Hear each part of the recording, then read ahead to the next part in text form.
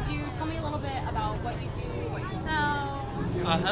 Okay, so here we are, getting towards the end of May, and we're about to start doing four farmers markets through the summer season.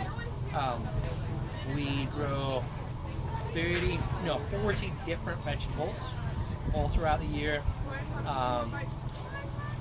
We've farmed 10 acres out on the west side of Chico. We've probably got about 6 acres under production right now. We grow a lot of root crops, a lot of greens, we have a lot of broccoli and cabbage here as well. Okay. And how long have you been doing this? 8 years. So how important do you feel using environmentally friendly agricultural practices? Hugely important. Well, I care about the world that it's going to pass on to our kids and our kids' kids, and so therefore we want to use sustainable practices so that then we can minimize our impact. And that a lot of agricultural practices negatively impact our environment, so we try to tread as lightly as we can. Obviously, we still have an impact. We till the ground and it kills earthworms, but hopefully we provide sufficient habitat for them to regenerate and repopulate. So how do you deal with pesticides? We don't use pesticides on the farm.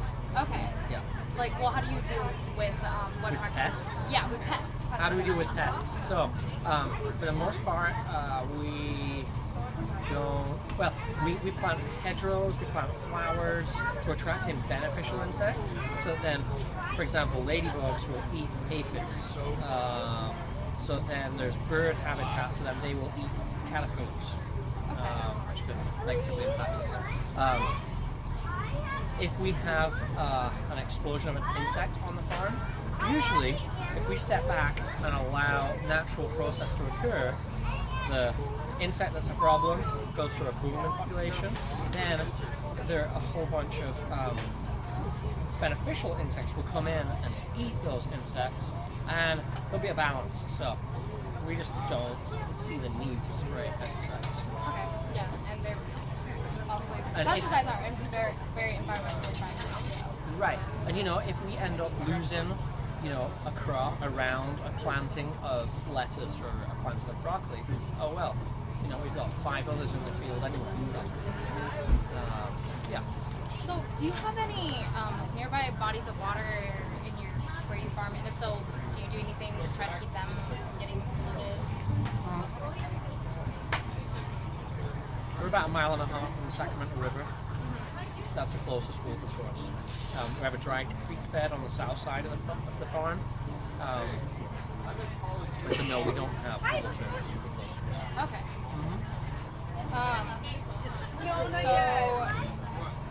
What is your opinion on GMCs, genetically modified?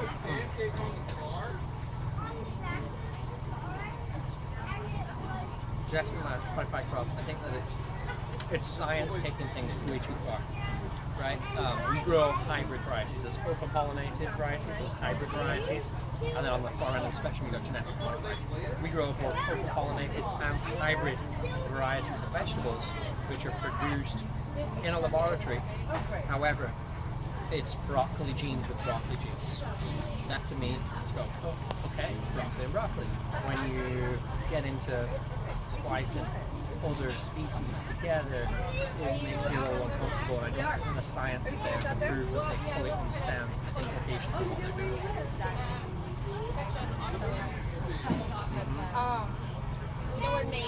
Do you have any unique practices that you use? Yeah, like those two, like streets, like there's walnut circle. Be more environmentally safe, as well as increasing production. Is there anything that you do that you feel that other farmers might necessarily do? Something that maybe you've created? What's interesting?